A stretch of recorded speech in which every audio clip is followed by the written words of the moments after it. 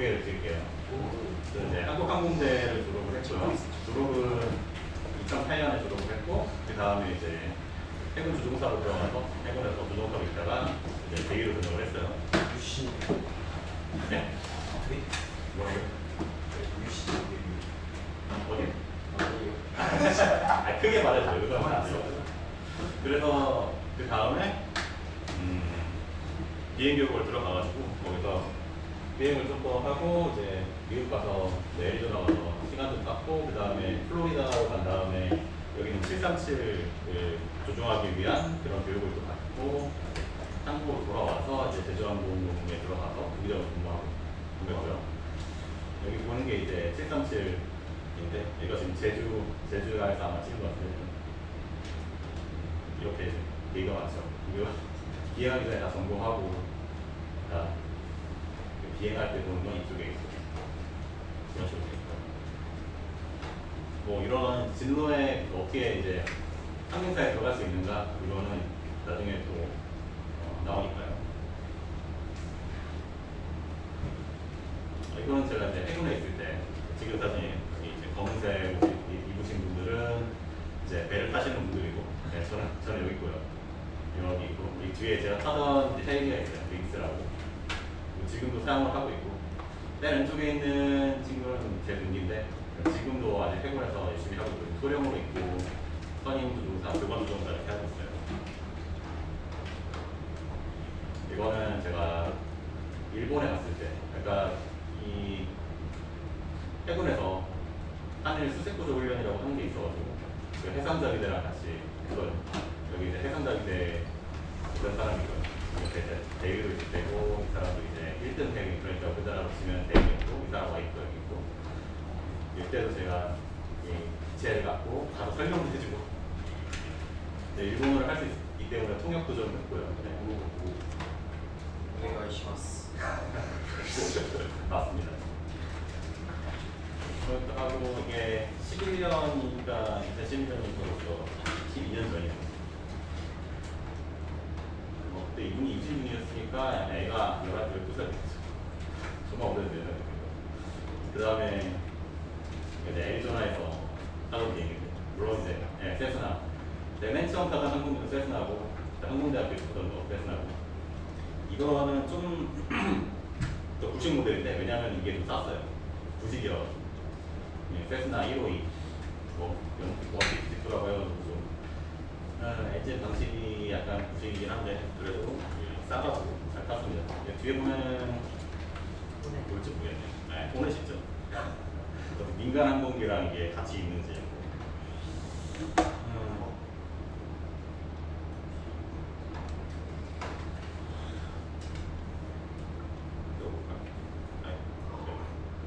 보면 보내시죠. 여기 옆에는 이제 F5 어그레서 가상적기를 이제 하는 이제 미국의 가상적기 탑버랜드 나와요. 사실 탑버랜드 나오면 이제 가상적기 역할을 하는 F5가 어그레서가 있고 대부분 여기 교관이 타고 이제 F18 이제 편제로 이제 아마 강의를 했던 것 같았는데 우리나라는 상상을 할 수가 없죠. 우리나라는 군이랑 이제 민간이 나눠져 있잖아요. 근데 여기서 내려가지고 그 휴게소 같은 데가 있어요. 공항마다. 그래서 휴게소 같은 데 가가지고 기름 얼마 넣을 거니까 기름 좀 넣어달라 하면 기름 넣어주고 40달러대 해서 주면은 이제 프로밀 같은 걸 먹었는데 1달러짜리 프로밀 같은 걸 먹고 그리고 이제 휴게소가 있고 그 옆에 이제 해병대 기지가 있거든요. 유마 해병대 기지. 그러니까 해병대가 이제 이쪽에 민간 램프로 와서 밥을 먹었어요. 자기 그 군부대 밥 말고 가끔씩 민간으로도 올라가요. 그래서 이렇게 군용 장비도 이제 같이 있었다. 우리나라에서는 뭐 볼 수는 없고 이런 식으로 돼 있어요.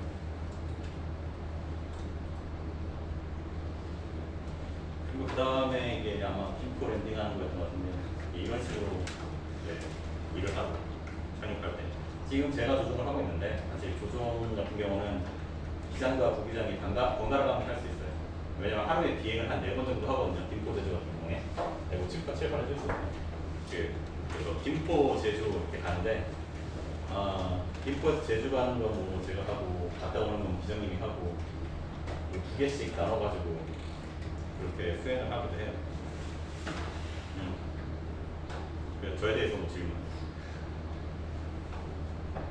네, 저에 대해서 질문할 게 없죠. 여러분이 궁금한 건 이거니까. 자, 부정사. 아까도 이야기했죠. 부정사가 뭔지.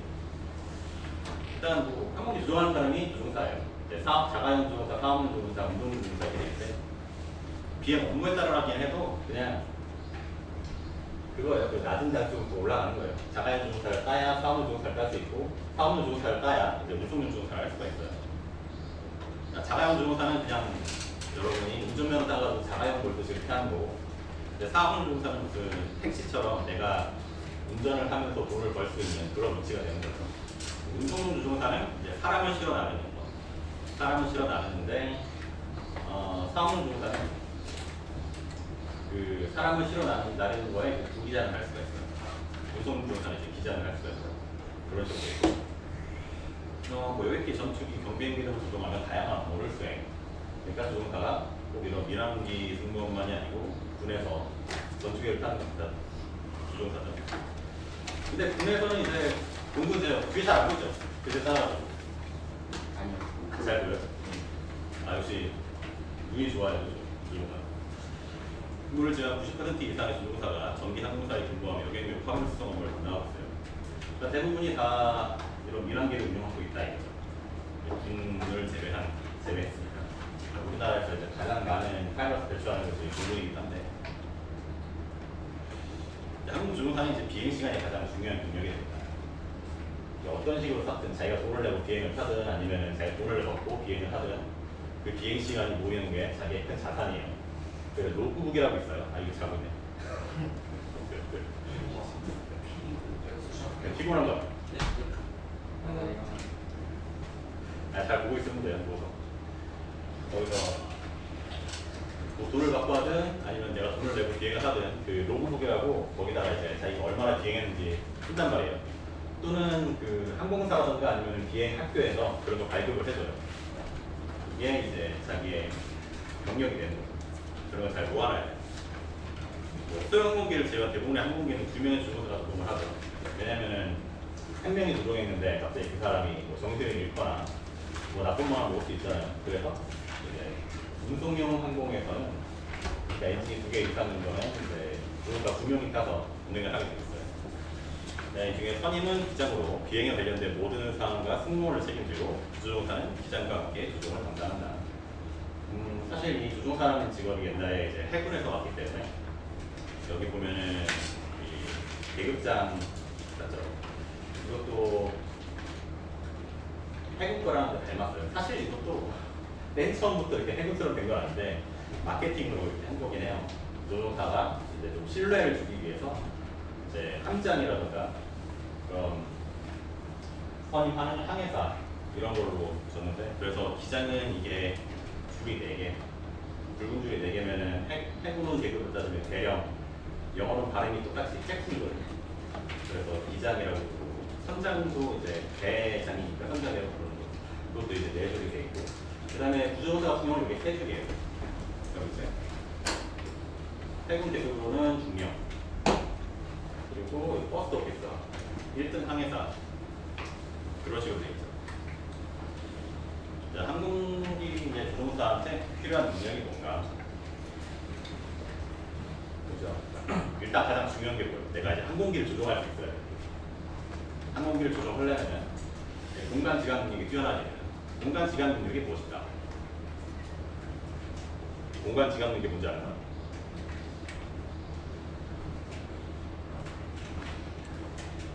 괜찮아요. 모를 수 있어요. 공간 지각 능력은 이제 자신의 주변에 대한 사물이 어디에 위치해 있고 그러니까 내가 그 공간에서 어디에 있는가 그런 거를 이제 확인하는 능력입니다.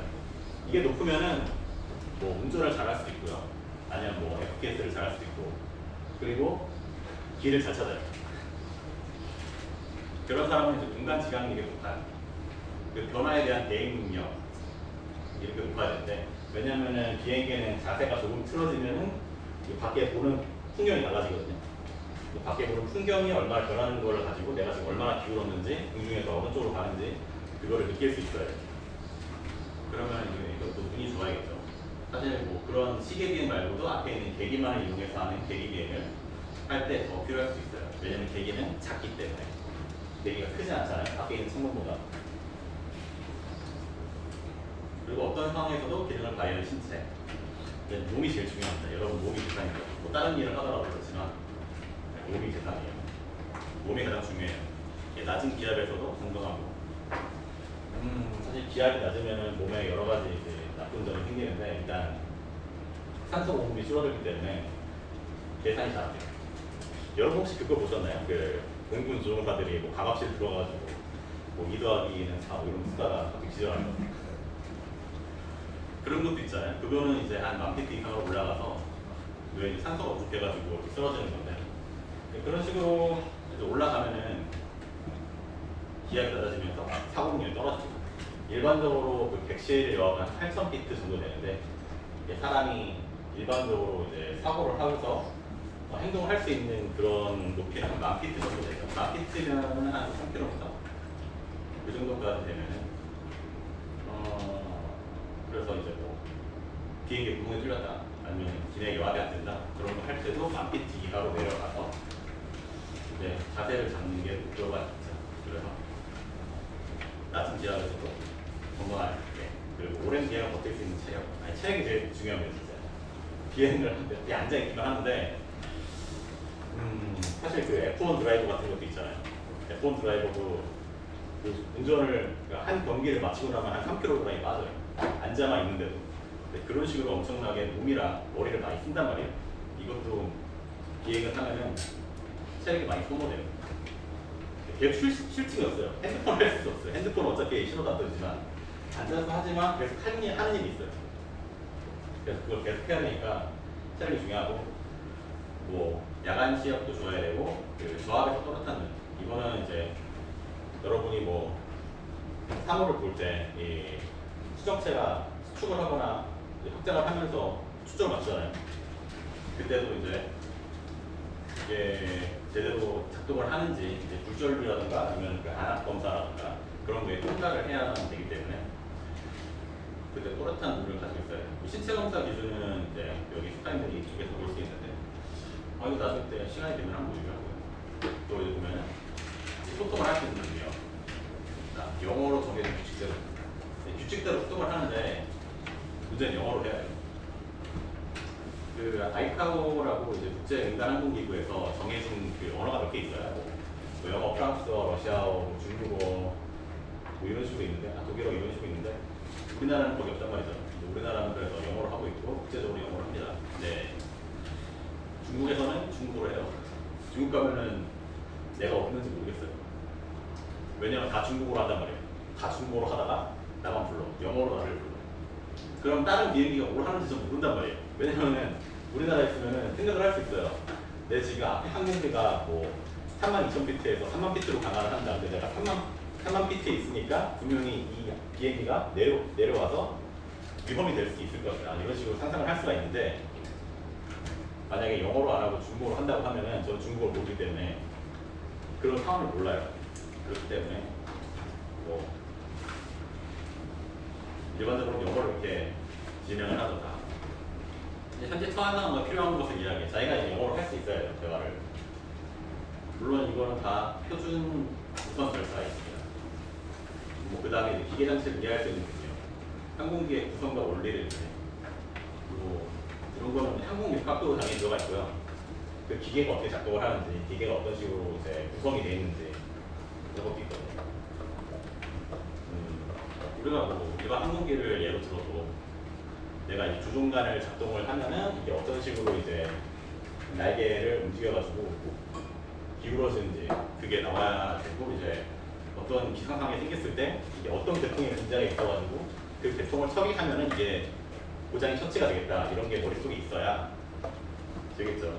왜냐면 여러분이 승객으로 탄다고 해도 그런 사람이 이제 조종사고 있어야 안전할 거 아니에요. 그런 식으로 이제 공부를 합니다. 그리고 복잡한 환경에서 여러 가지 수행하는군요. 내가 이제 비행을 해야 되는데 비행도 하고 이제 무선 교신도 해야 돼요. 지상이랑 이제 연락을 해야 되죠. 근데 여기에 착륙을 하는데 뭐 어떤 식으로 착륙을 해야 되고 근데 지금 착륙 세팅은 해야 되고 그러면서 내가 어디는 확인해야 되고 이런 거 다 같이 해야 돼. 이제 하나만 할 수 있으면 참 좋은데 그리고 또 이제 아까 높은 구도에서 능력이 떨어진다고 했잖아요. 근데 지금 위치에서 다음 위치까지 계산을 해야 돼요. 이거는 또 삼각함수로 계산합니다.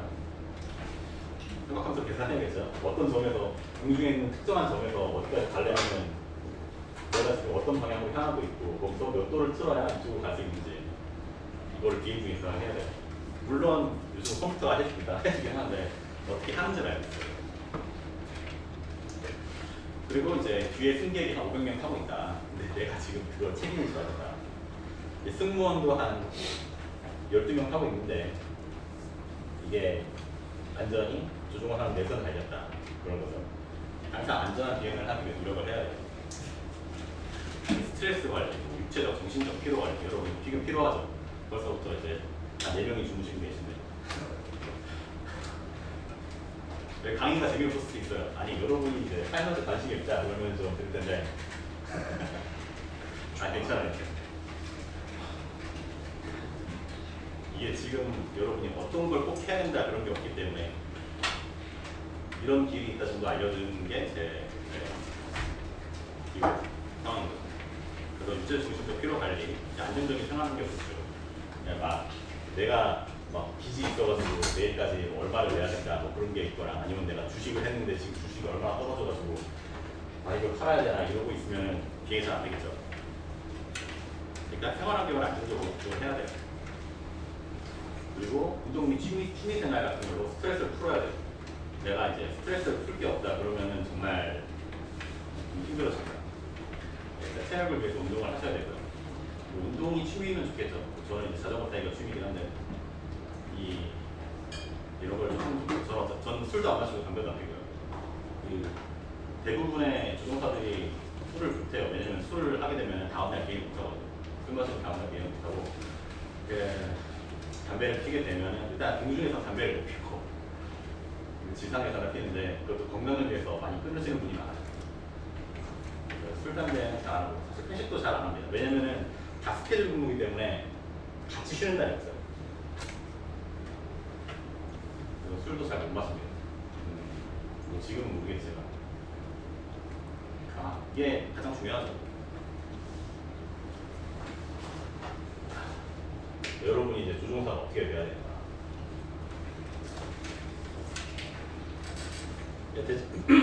이런 과정으로 되어 있어요. 여러분이 이제 고등학교에 진학을 하고 이런 세 갈래 길이 있죠. 사관학교로 가냐, 아니면 조종사를 전문적으로 육성하는 대학교로 가냐, 아니면 일반 대학교로 가냐, 이런 식으로 나뉠 거예요. 여러분이 만약에 뭐 앞에 2개가 안 됐다고 해도 실망하지 말고 일반 대학을 나와도 비행학교로 들어가서 미란 조종사로 지원을 할 수가 있어요. 그러니까 길은 되게 넓다고 볼 수 있고요. 어떤 상황에도 실망만 하지만 제가 7년만 하지 않으면 조종사로 될 수 있는 길은 되게 많아요. 근데 군 조종사는 볼까요? 이거는 이제 해군에 새로 도입된 PA 포세이돈. 보잉 737을 기반이라서 주로 네, 초계기. 737 기반이라서 이거 전용하면은 뭐 737 바로 탈 수 있죠. 항공사도 좋아하고요. 뭐 이거 말고도 저기 피사이라든가 이런 것도 다 737 기반이고 아니면 저기 급유기는 이제 에어버스 기반이기 때문에 그런 걸로 가면은 참 항공사를 편하게 갈 수 있죠. 이제 KF-22도 공군거. 이거는 HH-50인데 이거 공군 거죠. 공군 CCT라든가 운영을 하고 있는. 그러면 이제 군 조종사로 가면은 일단 장점이 뭐냐? 비용이 적게 든다. 공군산학교는 내가 돈을 낼 필요 없죠. 공군산학교에 사니까. 공군산학교 가면은 이제 공군 장교로 임관을 하고요. 그 다음에 만약에 자기가 조종사가 될 수 있다. 그러니까 조종사로 된다. 이것도 참 어려운 일인데 만약에 자기가 이제 조종 장교라든가 ROTC 이런 걸로 해서 들어갔다 하더라도 일단 사관학교에서 뽑는 비율이 그렇게 많지도 않고요. 거기도 이제 다 분류가 돼 있어요. 일단 초급 중등, 고등, 초등, 중등, 고등 이런 식인데 일단 초등에서 10%를 탈락시키고요. 중등에서 10%를 또 탈락시키고요. 고등에서 10%를 또 탈락시킵니다.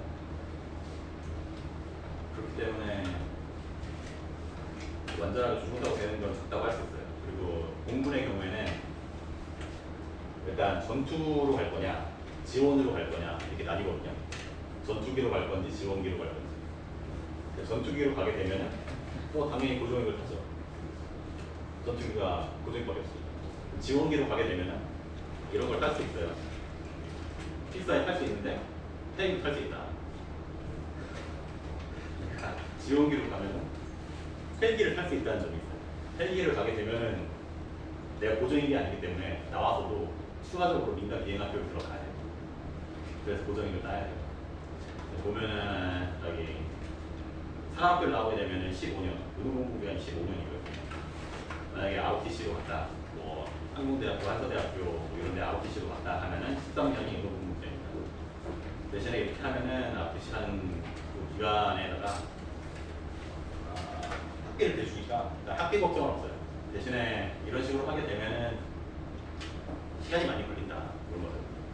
헬기는 이제 민간 비행학교로 가야 되고 공군으로 가면 해군으로 가면 해군사학교를 나가서 해군 장교로 인가를 하는데 여기는 진짜 더 적죠.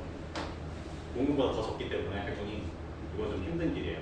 저는 이제 OCS로 가서 해군으로 가가지고 주소사를 떴지만 이렇게 갔다가 이렇게 갔다가 여기로 왔죠. 해군 떼기로 왔죠.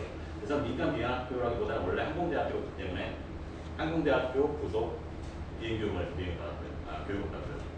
그럼 이제 초계기나 예비기를 이런 걸 하고 13년을 하고 또 나오면 이제 민간공사를 지원할 수 있어요. 그러면 이제 뭐 항공대학교, 일반 대학교는 어떻게 하느냐? 뭐 항공대, 항소대, 교통대 이런 데 들어가게 되면은 뭐 4년 동안 항공 전문 지식을 받아요. 전문 지식 교육을 받아요. 남자의 경우는 이제 병역을 해야 되죠.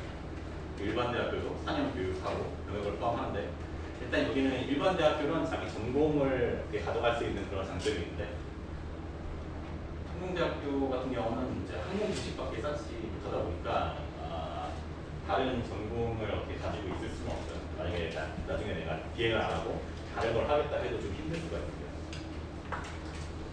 그래서 항공 관련 전문 대학교를 나오면 이제 각 대학교 부속 비행학교를 들어가서 더 비행을 하고요. 만약에 또 군대로 갔다 아까 위에 있던 이런 ROTC로 간다. 그러면은 거기에 나와서 또 민간 비행학교로 들어가야겠죠. 일반 대학교는 이제 교육을 마치고 이제 국내나 해외에 있는 민간 비행학교로 들어가야 돼요. 그 다음에 민간 항공사를 지원할 수 있어요. 여기 육사라고 돼 있죠, 왼쪽에. 왜냐 APP 과정은 선발 과정이라고 해가지고 대한항공에서 여기 있는 사람 중에 선발을 해요. 이 사람을 우리가 데려가서 써도 되겠다. 그러면 그 사람 데려가서 교육을 시킵니다. 가장 머리가 좋아야 되겠죠. 가장 빠르고 확실하게 갈 수 있는 방법이 APT 과정이긴 한데 경쟁률이 높고 일단 공부를 잘해야 돼요. 성적이 좋아야 돼요. A 플러스로 계속 받아야만 거의 갈 수 있고요. 그래서 선상별 과정을 하는데 거기서 만약에 이걸 한다고 해도 바로 되는 건 아니에요. 일단 비용이 많이 들어요. APT 과정을 하게 되면 한 2억 7천 정도 소요가 되고요. 일반적인 걸 하면 이제 1억 5천 정도 필요하고 대신에 군 같은 경우는 내가 돈 들일 게 없죠. 만약에 민간 비행학교를 안 들어간다 하면 여기서 비행 시간 다 싸우니까 만약에 내가 3억 있다 하면 이거 하세요. 3억 있고 공부 잘한다. APT 하시면 그러면은 할 수 있어요. 일반 대학교에서는 민간 비행학교로 가야 되니까 처음부터 하려면 1억 5천이 들고 만약에 자기가 이제 다른 데서 비행을 했다. 만약에 이제 그 항공대 같은 데서 비행을 하고 한다 그러면은 자율주사 면장을 땄을 테니까 한 6천만 원, 7천만 원 정도 들고 제트레이팅 따는데 2천만 원 정도 소요가 될 거예요. 뭐 생활비까지 하면 거의 1억 정도 소요가 된다고 볼 수 있어요. 그럼 내가 조종사가 되면 좋은 점이 뭘까? 여러 장소를 돌아다닐 수 있고 법적으로 정해진 휴식 시간이 있어요. 이게 되게 좋아요. 내가 비행을 하고 나면은 다음날 8시간 휴식을 보장을 시켜줘요. 만약에 내가 늦게 내려가지고 만약에 기상이 안 좋아가지고 비행을 좀 늦게 끝났어요. 그러면 다음 첫 스케줄이 만약에 아침 뭐 2시에 뜨는 비행기인데 그 8시간 휴식을 못 한다. 그럼 그 비행이 다른 걸로 바뀌어요. 로봇으로 바뀌는 그런 식으로 운항이 돼요. 근데 1인당 하루 비행 최대 시간이 8시간이고 한 달에 1시간까지밖에 비행을 못해요. 목적으로. 근데 이거 비행 시간이지 근무 시간은 아니에요. 내가 이제 그 회사에 출근을 해가지고 준비를 해가지고 하는 그 시간 거기에 포함이 됩니다. 일단 소득이 높죠. 예, 세금 제외하고 거의 600만 원 이상 받으면 여러분이 만약에 간다고 하면 한 700만 원 이상 받을 수 있어요. 근데 그때 생각하면 월 700. 아마 연봉, 그러니까 이거 세금을 제외한 거죠. 네, 조종사는 다 세금을 제외하고 계산을 해요. 세금 이전은 왜냐면은 내가 600만 원 받으면은 세금이 한 230만 원 정도 돼요. 그러니까 실제로는 830만 원인데 그렇게 이야기 안 하죠. 세금을 제외하고 600만 원 정도 나오고 세금이 230만 원 정도 돼요. 연 8천만 원, 1억 정도 벌 수 있다. 신용대출로 많이 돈을 빌 수 있다. 이게 문제. 여러분은 이게 안 와닿을 수도 있지만 신용대출로 많은 돈을 빌려야지 내가 아파트를 사거나 하더라도 그걸 좀 더 좋은 걸 살 수가 있어요. 근데 나쁜 게 뭐다? 생활주의가 불규칙해요. 언제 내가 나갈지 몰라. 물론 한 달 전에 모시를 하긴 하는데 이게 언제 바뀔지도 모르고 내가 어느 날은 뭐 11시까지 출근인데 다음 날은 뭐 새벽 1시 출근, 새벽 3시 출근 이렇게 해가지고 나가서 비행해야 돼요. 그러니까 달력과 휴일이랑 전혀 상관없어. 오히려 사람들이 쉬는 날이 더 없다. 내가 뭐 추석이라던가 설날 이런 거 가족 보기 싫다. 그러면 괜찮아. 진짜 보기 싫다. 그러면 괜찮을 수 있어요. 그러니까 일반적으로 수명이 짧아요. 스트레스가 많고 그 저기압이라던가 뭐 이런 항공 방사선이 영향을 받기 때문에 수명이 좀 짧아집니다. 그리고 계속 노력을 해야 돼요. 일반 숙련직은 자기가 이제 수명이 되면은 그거 계속 하면 되는데 항공법도 바뀌지, 세계도 바뀌지, 기종도 바뀌지 하면 계속 공부해요. 6개월마다 이제 시뮬레이터를 타가지고 내 능력을 이제 입증을 해야 돼. 어떤 상황에서 대처를 잘 할 수 있는 거. 그래서 1년마다 또 신청을 하라고 만 40세 이상을 6개월마다 해야 되고. 뭐 이것도 좀 보여드리고 싶은데 그건 나중에 제가 뭐 링크를 드리는 걸 해야겠네요. 그러니까 조종사가 되고 싶다면 지금 해야 되는 게 뭔가? 그러니까 지금 기반을 쌓아야 돼. 암기 과목 말고 기초가 필요한 국영수. 그렇죠. 국영수예요. 국영수. 외국어 이제 회화를 잘해야 돼요. 여러분이 어떻게 하든 이제 글을 읽고 쓰는 것보다는 회화를 할 수 있어요. 영어로. 근데 국어를 잘해야지 그런 영어로 할 때도 외국어로 할 때도 표현력이 늘어요. 내가 우리나라를 못하는데 갑자기 영어를 국어로 잘할 수는 없어요.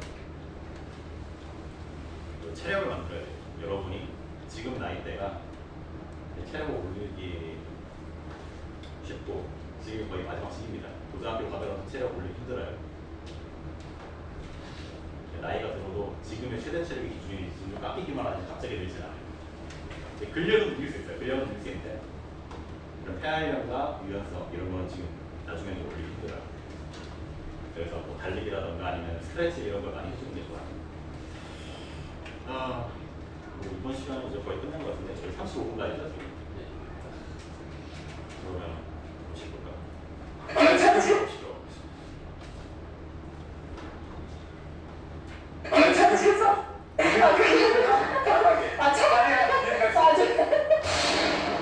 쪽에 위치해 있으니까 안 보이는 데다 설치하면 사람들이 찾기 힘들지 않을까요? 저희가 비행마트 예약을 해두고 온라인으로 따로 이렇게 메시지를 드리고 있어요. 관광객들도 이용하실 수 있는데 깔끔하게 되어있네요. 저희가 연행마트에서 모티브를 따가지고 같은 게이트 디자인으로 나는 아이들을 홍제 있는 왜 거기에 대주항공에 힘을 하라고 기장공이요. 주인에게 나와서 전문가 한 분을 섭외해주시면 대장공 부기장 저희 진짜 제주항공 부기장님 언제 입사하셨어요? 전문가라고 해도 내가 더 선배다. 비행하기 전에 브리핑을 하는데 맨 첫 번째는 플라이트 플랜이라고 해서 플라이트 목적 플랜이 중요하고. 예상 시간 루트, 그다음에 대체 공항 연료가 얼마인지 전반적인 거 전반적인 네 맞습니다. 두 예, 번째 거는 이제 기상인데요. 그다음에 인포메이션이 없어요. 아 네 이거 잘 보시. 보시면 돼요, 집행부. 아니, 영어 따위는 모르겠다. 근데 이거 저쪽으로 가면 나 영화를 하자고 요거는 이제 노탐이라고 하고 공원이나 항로의 중요한 공지들을 조종사들한테 고시하는. 지금 이 세계를 다 보고 가신 거예요? 네, 다 훑어보고 네, 맞습니다. 루크스. 이게 이제 공항이 다 네 글자의 알파벳으로 표현한 김포공항은 RKSS거든요. 날씨가 안 좋은 건 우리가 먼저 알 수 있잖아요. 어떤 우려가 있나요? 고려해야 될 사항들이 좀 많아지는데요. 바람 제한치가 다 공항별로도 다르고 항공기 기번별로도 조금씩은 달라요. 그런 제한치에 걸리지는 않는지 태풍이 있으면 피해서 가야 되기 때문에 살펴봐야 되고 저희가 또 비행을 갈 때 기자님 말고만 가는 게 아니잖아요. 시승원들 네. 같이 가는데 네. 우리 같이 또 가나요? 협동 브리핑을 하거든요. 비행의 편명이랑 비행 시간, 대체 공항, 고도랑 기사 행자나 휠체어 승진, 조종실 출입 절차, 뭐 안전에 더해되는 요소가 있는지 이 실제 브리핑에서 네. 내가 진짜 어렵게 저 네, 이 손잡이를 잡으시고 네, 이렇게 앞으로 네. 근데 생각보다 안 타네요. 그거는 저희 보통 사람마다 또 아 여기 저쪽 앞에 이렇게 꽂는 게 있네. 네네 맞습니다. 그러면 다른 스타일 사람도 없잖아요. 여기 좀 보안 점검을 실시하게 보안 점검? 네, 조종실에 천장부터 바닥, 러더 페달, 뒤쪽 구석까지 두 분이서 같이 하시는 건가요? 아니면 뭐 기자님은 뭐 기장님은 항공기 이제 밖에서 외부 점검을 실시하시고 부기장이 이제 내부 점검을 실시하게 되는데 이제 조종실 내에 위험 요소가 없는지를 체크하고요. 필수로 있어야 할 장비들이 있어요. 비상 장비들. 네. 어떤 게 있나요? 산소 마스크, 도끼, 소화기, 복귀요? 도끼도 있습니다. 기자님이 마음에 안 들 때. 아니. 가방이 아니고 기자님은 외부로 점검 나가시고 기자님은 여기서 이제 장비나 네, 맞습니다. 패널을 여기서부터 이용 점검을 다 하시는 거예요? 네, 이제 위에서부터 내려와서 MCP 패널부터 FMC 이 작업까지 해서 이쪽. MC 더 맥스요? 네, 지금 FMC라고 하는 건데요. 이제 컴퓨터라고 보시면 아, 돼요. 이렇게 컴퓨터? 네, 항로를 입력을 하게 되고요. 아, 여기다 직접 이렇게. 네. 외부 점검은 비행 갔다가 도착을 했어요. 그러면 외부 점검 또 나가시고 또 나가시고. 그 사이에 저희 또 셋업하고 다음 갈기가 네. 쉬는 시간이 거의 없네요. 네, 그러면. 거의 없어요. 특히 국내선의 경우는 승객분들 하기하시고 또 탑승하기까지 시간이 굉장히 짧아요. 그래서 빨리빨리 셋업을 해야 하고 근데 이때까지 기자님들이 그냥 와가지고 그 비행 시작해보세요. 그냥 LC에 밟아가지고 가는 줄 알고. 아, 네. 아니네. 비폴살 체크리스트를 저희가 또 해야 되거든요. 아. 체크리스트로 읽으면서 실제로 확인을 해야 되는 절차가 있어요. 비포 스타일 체크리스트.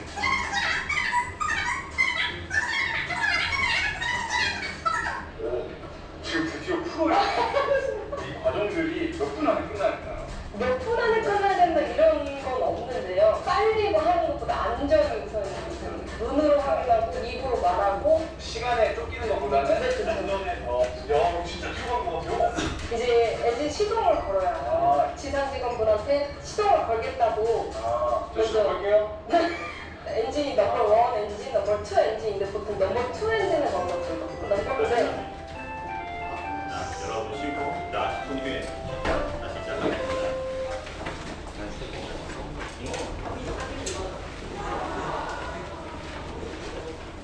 뭐야? 여기 카메라가 있어. 몰랐어? 이거 내 카메라 몰랐어.